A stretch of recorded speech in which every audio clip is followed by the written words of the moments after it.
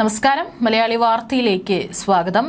പെരുന്നയിലെ മുരാരി ബാബുവിന്റെ വളർച്ച, അക്ഷരാർത്ഥത്തിൽ അദ്ദേഹത്തിന്റെ വളർച്ച കണ്ട് അവിടെ എത്തിയ SIT സംഘത്തെ മാത്രമല്ല അദ്ദേഹത്തിന്റെ നാട്ടുകാരെയും ഞെട്ടിച്ചിട്ടുണ്ട്. കാരണം വളരെയേറെ കഷ്ടപ്പാടുകളും അതുപോലെ തന്നെ വളരെ ചെറിയൊരു തുച്ഛമായിട്ടുള്ള ജോലിയിൽ നിന്നാണ് ഇപ്പോൾ ഒരു ദേവസ്വം ബോർഡിലെ അഡ്മിനിസ്ട്രേറ്റീവ് വകുപ്പിലടക്കം അതിന്റെ തസ്തികയിൽ അദ്ദേഹം എത്തിപ്പെട്ടത്. ഇതിനിടയിൽ എങ്ങനെയാണ് ഈ ഒരു നീക്കം അല്ലെങ്കിൽ പല കാര്യങ്ങളും നടത്തിയപ്പോഴും അതൊന്നും തന്നെ ഒരാളും അറിയാതെ, പുറലോകം അറിയാതെ അതിനെ കൈകാര്യം ചെയ്തത് എന്നുള്ള ചോദ്യം കൂടിയാണ് ഉയരുന്നത്. കഴിഞ്ഞ ദിവസങ്ങളിലായിട്ട് ചെന്നൈയിലും ബാംഗ്ലൂരിലുമായിട്ട് ഉണ്ണികൃഷ്ണൻ പോറ്റിയും കൊണ്ട് തെളിവെടുപ്പുകൾ നടത്തി. ഇനി ശബരിമലയിൽ തെളിവെടുപ്പ് നടത്തുമെന്നുള്ള റിപ്പോർട്ടുകൾ കൂടി പുറത്തു വരുന്നുണ്ട്. ഉണ്ണികൃഷ്ണൻ പോറ്റിയും മുരാരി ബാബു നൽകിയ പല വിവരങ്ങളുടെ അടിസ്ഥാനത്തിലാണ് ഇപ്പോഴുള്ള അന്വേഷണം നടന്നുകൊണ്ടിരിക്കുന്നത്. പണമായോ സ്വർണമായോ കൈപറ്റിയോ എന്നതടക്കമാണ് ഇനി അന്വേഷിച്ച് കണ്ടെത്താനുള്ളത്. ഇതിൽ പോറ്റിയുടെ വസതിയിൽ നിന്ന് കണ്ടെടുത്ത ഭൂമി ഇടപാടുകൾ സംബന്ധിച്ച രേഖകളും ബിനാമി ഇടപാടാണോ എന്നതും പരിശോധിക്കും. മാത്രവുമല്ല, മുൻ ദേവസ്വം ബോർഡ് ഭാരവാഹികൾ ഉൾപ്പെടെയുള്ളവർക്കെതിരെ മൊഴി നൽകിയെന്നാണ് വിവരം. പല മൊഴികളിലും വൈരുദ്ധ്യമുണ്ട്. ഗൂഢാലോചന കൃത്യമായി പുറത്തുവരാൻ ഇരുവരെയും ഒന്നിച്ചിരുത്തി ചോദ്യം ചെയ്യും. 30 വരെയാണ് ഉണ്ണികൃഷ്ണൻ പോറ്റിയുടെ കസ്റ്റഡി കാലാവധി. മുരാരി ബാബുവിനെ നാളെ റാന്നി ഫസ്റ്റ് ക്ലാസ് മജിസ്ട്രേറ്റ് കോടതിയിലും ഹാജരാക്കും. കസ്റ്റഡിയിൽ കിട്ടാൻ പ്രത്യേക അന്വേഷണ സംഘം കോടതിയിൽ പ്രൊഡക്ഷൻ വാറന്റ് സമർപ്പിച്ചിരുന്നു. ശബരിമല സ്വർണ്ണക്കൊള്ളയിലെ എൻഫോഴ്സ് ഡയറക്ടറേറ്റ് പരിശോധനകൾ നിർണായക ഘട്ടത്തിലേക്ക് കൂടിയാണ്. കാരണം ഇപ്പോൾ ഒരു കേസിന്റെ നിലവിലെ അന്വേഷണ പുരോഗതി പരിശോധിക്കുമ്പോൾ ഒരു സംശയം എന്താണെന്ന് വെച്ചാൽ അത് ഉണ്ണികൃഷ്ണൻ പോറ്റിയിലും മുരാരി ബാബുവിലും മാത്രം ഒതുങ്ങുന്നു എന്നുള്ളതാണ് ജനം ചോദിക്കുന്നത്. ശിവശങ്കരനടക്കം മുഖ്യമന്ത്രി പിണറായി വിജയനുമായി ബന്ധപ്പെട്ടിട്ടുള്ള പല കേസുകളും സംഭവിച്ചിട്ടുള്ള അതേ ഒരു നടപടി അല്ലെങ്കിൽ അതേ ഒരു ട്വിസ്റ്റ് തന്നെ ഈ കഥയിലും സംഭവിക്കുമോ? എല്ലാം താൻ തന്നെയാണ് ചെയ്തത് എന്ന് ഏറ്റെടുത്തുകൊണ്ടാണ് ശിവശങ്കരനടക്കമുള്ള വലിയ ഒരു മുതിർന്ന ഉദ്യോഗസ്ഥൻ എല്ലാ ശിക്ഷയും ഏറ്റുവാങ്ങിയത്. ഇവിടെയും ഉണ്ണികൃഷ്ണൻ പോറ്റിയോ മുരാരി ബാബുവോ ഇത്തരത്തിൽ എല്ലാം തങ്ങളാണ് ചെയ്തത് എന്ന് പറഞ്ഞുകൊണ്ട് പല ഉന്നതരുടെ പേരുകൾ ഇനി വെളിപ്പെടുത്താതെ ഇവിടം കൊണ്ട് ഈ കേസ് അവസാനിക്കുമോ എന്നുള്ളതാണ് ഇനി അറിയാനുള്ളത്. ഏതായാലും മുരാരി ബാബുവിന്റെ അടക്കം തന്നെ വീട്ടിലേക്ക് SIT എത്തിയപ്പോൾ കണ്ടത് വളരെ ഞെട്ടിക്കുന്ന കാഴ്ചയാണ്. വളരെ ചുരുങ്ങിയ കാലം കൊണ്ടാണ് മുരാരി ബാബു എന്ന് പറയുന്ന വ്യക്തിയുടെ ഒരു വളർച്ച. അതും ശബരിമലയിലുള്ള അദ്ദേഹം ജോലി ചെയ്തിരുന്ന ഒരു കാലഘട്ടത്തിലാണ് വളരെ വേഗത്തിൽ വളരെ കോടിപതികളായിട്ടുള്ള ഒരു വളർച്ചയാണ് മുരാരി ബാബുവിന്റെയും ഉണ്ണികൃഷ്ണൻ പോറ്റിയുടെ എല്ലാം തന്നെ ജീവിതത്തിൽ സംഭവിച്ചിരിക്കുന്നത്.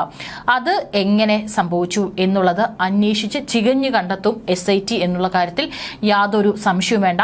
അങ്ങനെ വരുമ്പോൾ ഈ പറയുന്ന ഉണ്ണികൃഷ്ണൻ പോറ്റിയുടെ ആണെങ്കിലും മുരാരി ബാബുവിന്റെ വീട്ടിലേക്കാണെങ്കിൽ കൂടുതൽ അന്വേഷണ ഏജൻസികൾ എത്താനുള്ള സാധ്യതയുമുണ്ട്. കാരണം ഇപ്പോൾ ഉണ്ണികൃഷ്ണൻ പോറ്റിയുടെ വീട്ടിൽ നിന്നടക്കം ഒരുപാട് ഭൂമി ഇടപാടുകൾ നടത്തിയതിന്റെ, അതും കോടികൾ വിലമതിക്കുന്ന പല ഭൂമി ഇടപാടുകൾ നടത്തിയതിന്റെ തെളിവുകൾ ലഭിച്ചിട്ടുണ്ട്. ഇപ്പോൾ മുരാരി ബാബുവിന്റെ അടക്കം വീട് ഒരു തേക്ക് കൊട്ടാരമാണ്. തേക്ക് കൊണ്ടുള്ള ഒരു വളരെ ആഡംബരമായിട്ടുള്ള ഒരു വീട് തന്നെയാണ്. വീടെന്ന് പറയാൻ സാധിക്കില്ല, ഒരു കൊട്ടാരം തന്നെയാണ് മുരാരി ബാബു 2019 മുതൽ ഈ ഒരു കാലഘട്ടത്തിനുള്ളിൽ പണിത് തീർക്കുകയും അതിനുള്ളിൽ അദ്ദേഹം വസിക്കുകയും ചെയ്തിരുന്നത്. ഏതായാലും എത്രയൊക്കെ പറഞ്ഞാലും ദൈവത്തിന്റെ സ്വത്ത്, ദൈവത്തിന്റെ ഈ പറയുന്ന സ്വർണം കൊള്ളയടിച്ചിട്ടുള്ളവർ ഇപ്പോൾ എവിടെ കിടക്കുന്നു എന്ന് ചിന്തിച്ചു കഴിഞ്ഞാൽ കാലം ഒരു കളവും മായ്ക്കാതെ പോകില്ല എന്നുള്ള കാര്യത്തിൽ വീണ്ടും അത് അടിവരയിട്ട് പറയുന്നതാണ് ഈ രണ്ട് വ്യക്തികളുടെ ജീവിതം എന്ന് പറയുന്നത്. ഇനി ഈ പറയുന്ന മുരാരി ബാബുവിന്റെ സ്വത്തിൽ ആദായ നികുതി വകുപ്പും പ്രാഥമിക അന്വേഷണം തുടങ്ങാനുള്ള സാധ്യതയുണ്ടെയും തുടങ്ങി എന്നുള്ള ചില റിപ്പോർട്ടുകൾ കൂടി പുറത്തു വരുന്നുണ്ട്. സാധാരണ കുടുംബത്തിൽ ജനിച്ച പിന്നീട് ധനികനായ NSSകാരനാണ് ഈ പറയുന്ന മുരാരി ബാബു എന്ന് പറയുന്ന വ്യക്തി. തിരുവിതാംകൂർ ദേവസ്വം ബോർഡിൽ പിൻവാതിൽ നിയമനം നേടിയാണ് ഡെപ്യൂട്ടി കമ്മീഷണർ പദവി വരെ എത്തിയിരിക്കുന്നത്. ഇയാളുടെ വീട് തേക്ക് കൊട്ടാരമാണെന്ന റിപ്പോർട്ടുകളും പുറത്തു വന്നു, അതിന്റെ ചിത്രങ്ങളും പുറത്തു വന്നിരുന്നു. ഈ സാഹചര്യത്തിലാണ് ആദായ നികുതി പരിശോധന കൂടി നടക്കുന്നത്. ഇതിനൊപ്പം മീഡിയം അന്വേഷണങ്ങളിലേക്ക് കടക്കും എന്നുള്ള ചില സൂചനകൾ കൂടി ചില വൃത്തങ്ങളിൽ നിന്ന് പുറത്തു വരുന്നുണ്ട്. NSS നേതൃത്വവും മുരാരി ബാബുവിന്റെ ഇടപാടുകൾ ദുരൂഹമാണെന്ന് കണ്ടെത്തിയിട്ടുണ്ട്. പെരുന്ന കരയോഗം വൈസ് പ്രസിഡന്റായി മുരാരി ബാബു എത്തുന്നത് അടുത്ത കാലത്താണ്. ആദ്യം ഒരിക്കൽ മത്സരിച്ചുവെങ്കിലും തോറ്റു. അതിനുശേഷം സമവായത്തിലൂടെ തെരഞ്ഞെടുപ്പ് നടന്ന സമയം പദവിയിലേക്ക് എത്തി. ശബരിമല സ്ത്രീ പ്രവേശന വിവാദ സമയത്ത് ശബരിമലയിൽ അഡ്മിനിസ്ട്രേറ്റീവ് ഓഫീസറായിരുന്നു മുരാരി ബാബു. ഈ സമയത്താണ് പെരുന്നയിലെ NSS ആസ്ഥാനവുമായിട്ട് മുരാരി ബാബു അടുക്കുന്നത്. അതായത് ഒരേ സമയം തന്നെ അവിടെ ശബരിമലയിൽ അദ്ദേഹത്തിന്റെ ഒരു സീറ്റ് ഉറപ്പിച്ച ഘട്ടത്തിൽ കൂടിയാണ് ഇവിടെ പെരുന്നയിലും വീണ്ടും അവിടെ കൂടി തിളങ്ങാൻ, അല്ലെങ്കിൽ തനിക്ക് അവിടത്തെ കൂടി ഒരു പിന്തുണ ലഭിക്കാനുള്ള നീക്കങ്ങൾ ഈ പറയുന്ന മുരാരി ബാബു നടത്തുന്നത്. ശബരിമലയിൽ സ്ത്രീകളെ കയറാൻ അനുവദിക്കാത്തത് താനാണെന്ന സന്ദേശം പോലും NSSലെ പ്രധാനിക്ക് മുരാരി ബാബു നൽകി. തന്ത്രിയുമായും NSSുമായുമല്ല നിരന്തരം സംസാരിച്ച് പെരുന്നയിലെ ഒരു ആചാര സംരക്ഷകനായിട്ട് മുരാരി ബാബു മാറി. ഒന്ന് ഓർക്കണം, ഈ 2019 ഈ സ്ത്രീ പ്രവേശന വിഷയവുമായിട്ട് പല രീതിയിലുള്ള ഒരു കോളിലൊക്കെ ഒരു കോലാഹലം തന്നെ നമ്മുടെ കേരളത്തിൽ നടക്കുമ്പോഴാണ് മുരാരി ബാബു ഇത്തരത്തിൽ അപ്പുറത്ത് പല നീക്കങ്ങളും തന്റെ സ്വാർത്ഥ താല്പര്യങ്ങൾക്ക് വേണ്ടി ഇവിടെ നടത്തിക്കൊണ്ടിരിക്കുന്നത് എന്നുള്ളത്. ഇത് രണ്ടും ഒരേ കാലഘട്ടത്തിലാണ്. ഏതായാലും മുരാരി ബാബുവിന് അതുകൊണ്ട് ഒരുപാട് ഗുണങ്ങളാണ് ഉണ്ടായിട്ടുള്ളത്. അതും ആ കാലഘട്ടത്തിൽ തന്റെ ഭാര്യയ്ക്ക് NSS ആസ്ഥാനത്ത് ജോലി ലഭിക്കുകയും ചെയ്തു എന്നാണ് റിപ്പോർട്ടുകൾ. ഈ സമയത്താണ് പെരുന്നയിലെ വീട് നിർമ്മാണവും അവിടെ നടക്കുന്നത്. എല്ലാം പുറത്തേക്ക് കൊണ്ടുവന്നത് ശബരിമലയിലെ സ്വർണ്ണക്കൊള്ള കേസാണ്. ഒരുപക്ഷെ ഇപ്പോൾ ആ കേസ് അല്ലെങ്കിൽ ആ സ്വർണ്ണമോഷണം ഇപ്പോഴും നമ്മൾ ആരും അറിഞ്ഞില്ല എന്നുണ്ടെങ്കിൽ മുരാരി ബാബു ഇനിയും വളർന്നേനെ. ഇത്തരത്തിൽ കൊള്ളപ്പണം കൊണ്ട് ഇനിയും വളർന്ന് പന്തലിച്ചേനെ. അല്ലാത്തപക്ഷം ദേവസ്വം ബോർഡിന്റെ ഭാവി പ്രസിഡന്റായി മുരാരി ബാബു മാറാനുള്ള സാധ്യതയും വിദൂരമല്ലായിരുന്നു. ഈ കരുനീക്കമാണ് ശബരിമല സ്വർണ്ണപ്പാളി കേസിലാകെ തകർന്നടിഞ്ഞത്. അവിടെയാണ് മുരാരി ബാബുവിന് തെറ്റുപറ്റിയത് എന്ന് പറയാം. NSSുമായി അടുത്ത ബന്ധം മുരാരി ബാബുവിന് ഉണ്ടായിരുന്നു. NSS മുൻ പ്രസിഡന്റും മുൻ മന്ത്രിയുമായിരുന്ന N ഭാസ്കരൻ നായരുടെ ആശീർവാദത്തിലാണ് മുരാരി ബാബു ദേവസ്വം ബോർഡിൽ എത്തുന്നത്. ആദ്യം വാച്ചറായാണ് ജോലിയിൽ കയറുന്നത്. ഇതിനിടെ പോലീസിൽ ജോലി കിട്ടി. വാച്ചർ ജോലി ഉപേക്ഷിച്ചു പോയ മുരാരിക്ക് പോലീസിലെ കടുത്ത പരിശീലനം ഭയമായിരുന്നു. അങ്ങനെയാണ് ആ ജോലി വേണ്ടെന്ന് വെച്ചത്. തിരിച്ചെത്തിയ മുരാരിക്ക് ഭാസ്കരൻ നായർ വീണ്ടും തുണയൊരുക്കി. ഭാസ്കരൻ നായരുടെ ഗുമസ്തനായിരുന്ന മുരാരി ബാബുവിന്റെ കൊച്ചച്ഛൻ, മുരാരി ബാബുവിന്റെ അച്ഛന് പെരുന്നയിൽ ചെറിയ പലചരക്ക് കടയായിരുന്നു. ഇതിനൊപ്പം പച്ചക്കറി കച്ചവടം ഉണ്ടായിരുന്നു.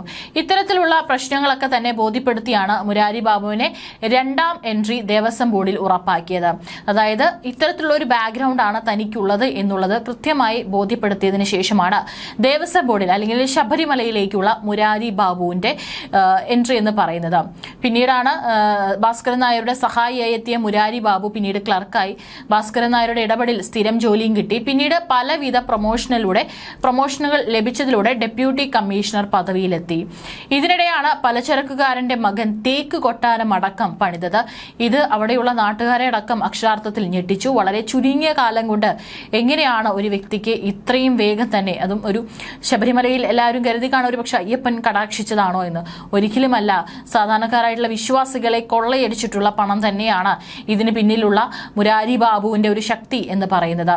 ജോലിയിലിരുന്ന പല സ്ഥലങ്ങളിലും വൻ അഴിമതി ആരോപണങ്ങളിൽ ഉൾപ്പെട്ടിട്ടും ഉന്നത തലങ്ങളിലെ പല പിടിപാട് മൂലമാണ് ആ പദവി വരെ വെട്ടിപ്പിടിക്കുകയും ചെയ്തത് എന്നുള്ളത് നിസ്സംശയം തന്നെ നമുക്ക് പറയാനായിട്ട് സാധിക്കും.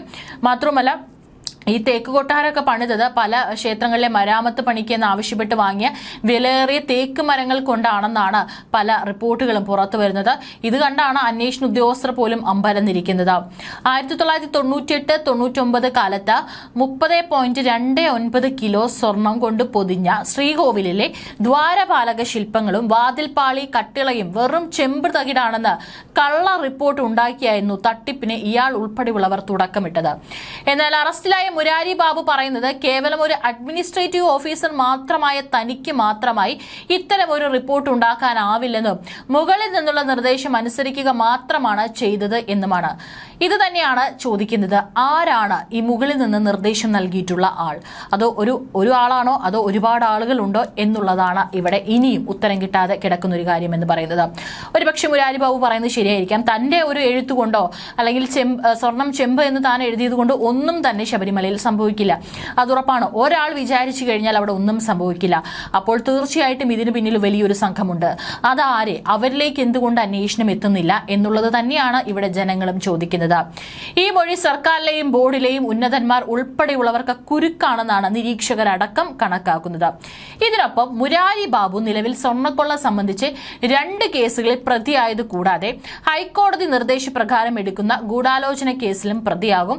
മുരാരി ബാബു സ്വർണ്ണക്കൊള്ള കൊലയ്ക്ക് കൂട്ടുനിന്നത് കൂടാതെ ഇതിന്റെ തെളിവ് നശിപ്പിച്ചതിലും കുറ്റക്കാരനാണ്. വളരെ കാലം മുമ്പ് തന്നെ അദ്ദേഹത്തിന്റെ അച്ഛനൊക്കെ മരിച്ചു. അന്ന് ആ പലചരക്ക് കട മുരാരിയുടെ കുടുംബത്തിലെ ആരും നടത്തുന്നില്ല. ഇതിനിടയിലാണ് പിന്നീട് അദ്ദേഹത്തിന്റെ ഈ പടിപടിയായിട്ടുള്ള വളർച്ച എന്ന് പറയുന്നതും. ശബരിമലയിലെത്തി പിന്നീട് അവിടെ നിന്ന് ഓരോ പ്രൊമോഷനിലൂടെ അദ്ദേഹം അതിന്റെ ഏറ്റവും പ്രധാനപ്പെട്ട ദേവസ്വത്തിലെ ഏറ്റവും പ്രധാനപ്പെട്ട ഒരു തസ്തികയിലാണ് അദ്ദേഹം പിന്നീട് ചെന്നെത്തിയത്. ഈ പല മേഖലകളിൽ അദ്ദേഹം ജോലി ചെയ്യുന്ന സമയങ്ങളിലെല്ലാം തന്നെ പല തരത്തിലുള്ള അഴിമതികൾ നടത്തിയിട്ടുണ്ടെങ്കിലും അദ്ദേഹത്തിന്റെ ശക്തമായിട്ടുള്ള ഒരു പിടിപാട് തന്നെയാണ് അതൊന്നും തന്നെ വെളിച്ചത്തേക്ക് കൊണ്ടുവരാതിരുന്നത്. പക്ഷേ ഇപ്പോൾ ഒരു വിഷയം ഇത്തരത്തിൽ അദ്ദേഹത്തിന് ഒരു പാളിച്ച സംഭവിച്ചപ്പോൾ അദ്ദേഹത്തിന്റെ ഇതുവരെയുള്ള ജീവിതത്തിലെ എല്ലാ അഴിമതി കഥകളും അല്ലെങ്കിൽ താനിരുന്ന സ്ഥാനങ്ങളിൽ അദ്ദേഹം നടത്തിയിട്ടുള്ള എല്ലാ തട്ടിപ്പും വെട്ടിപ്പുമാണ് ഇപ്പോൾ പുറത്തു വന്നുകൊണ്ടിരിക്കുന്നത്. ഇത് ഇപ്പോൾ വരുന്ന റിപ്പോർട്ടുകളൊക്കെ പ്രകാരം ഇനിയിപ്പോൾ ഉണ്ണികൃഷ്ണൻ പോറ്റിയെയും മുരാരി ബാബുവിനെയും ഒരുമിച്ചിരുത്തി ചോദ്യം ചെയ്യുന്ന ഘട്ടമുണ്ട്. അതിലേക്കുള്ള നീക്കത്തിലാണ് അന്വേഷണ സംഘം എന്ന് പറയുന്നു. ഇനി ശബരിമലയിലടക്കം തെളിവെടുപ്പ് നടത്താനുള്ള സാധ്യതയുണ്ട്. ഏതായാലും ഇപ്പോൾ ഉണ്ണികൃഷ്ണൻ പോറ്റിയുടെയും അതുപോലെ മുരാരി ബാബുവിന്റെയും സ്ഥിതി ആലോചിച്ചു കഴിഞ്ഞാൽ തന്നെ മനസ്സിലാകും.